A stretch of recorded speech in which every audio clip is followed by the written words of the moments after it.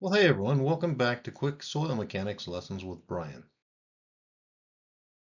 Liquefaction Simply Explained in 12 Acts. And finally, Act 12, The Dangers of Brittle Behavior. So what is brittle?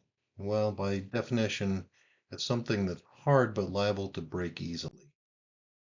Here's a little cookie or candy or something that's being broken. It had a brittle behavior, and it says there material is brittle if, when subjected to stress, it breaks without significant deformation or strain. Brittle materials absorb relatively little energy prior to fracture, even those of high strength. So how can we see a brittle behavior? Well, we can see it in a CPT. The sleeve friction is very closely related to the liquefied undrained shear strength, and the tip is related to the peak strength.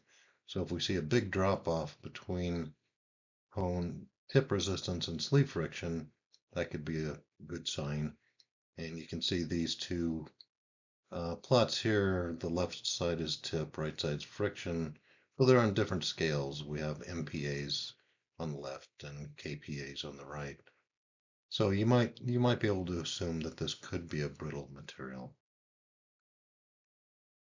One really good way to see this in the field is with a field vane shear test. Say what you will about field vanes, whether it's draining or undrained or partially drained. It's a great way to see if it's a brittle material. So brittle goes up to a peak strength and then drops off considerably. And so most of those curves do that. There's one that's strain hardening. The rest of them are not strain hardening. Uh, Triaxial shear test, and here's a PQ plot with three different stress paths on it. The one on the right-hand side is acting in a brittle manner.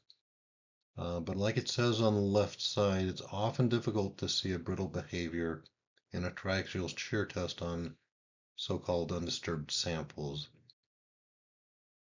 They get densified at various steps between the field and the lab, so it may not be behaving the same in the lab as it would in the field. A self-boring pressure meter test is a wonderful tool, but you can't really get useful information from it on brittle behavior. So we've seen these slides before, the Brumadino and Samarco before and after. These were brittle behaviors, and our GISTM guide tells us to take special considerations for brittle materials. Of course, it's not a technical guidance document, so they don't tell you what brittle is. So this is a very important concept that we really have to pay attention to. So here we have two different stress spaces. The left is stress strain, the right is a stress path and MIT space.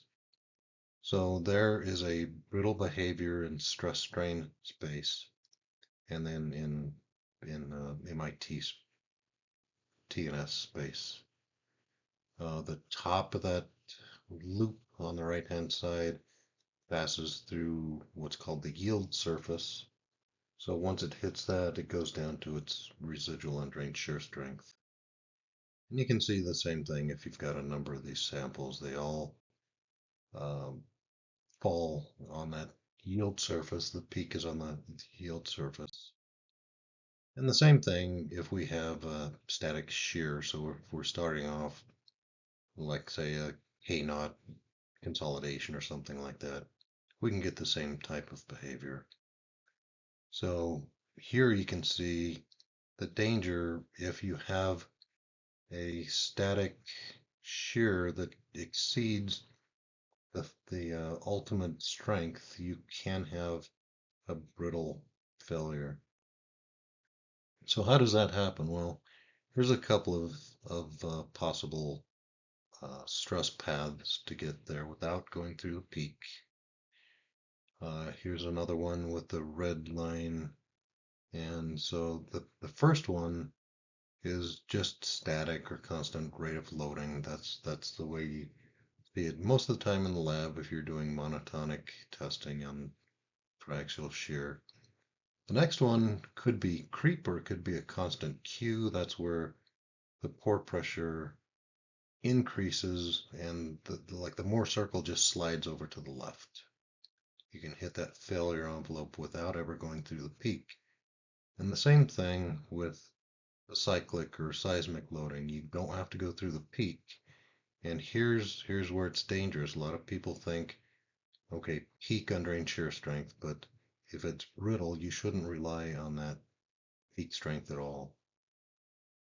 So the current literature tells us if you have a brittle behavior and there's a potential that the existing stress state exceeds the liquefied undrained shear strength, current wisdom indicates that you should use the liquefied undrained shear strength in a slope stability analysis.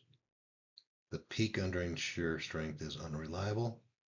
The stress path does not have to go through the peak. Do not try to establish the potential triggers. There are many, many different triggers. Just assume that one could occur. And sometimes in the past, people would try to figure out, well, this trigger could happen, this trigger couldn't, but there are more and more triggers that are being recognized as we get more data. So just assume that it can go to its undrained shear strength if it has a brittle behavior. So it doesn't have to go through the peak. Remember that. It can chop off the peak. And guess what?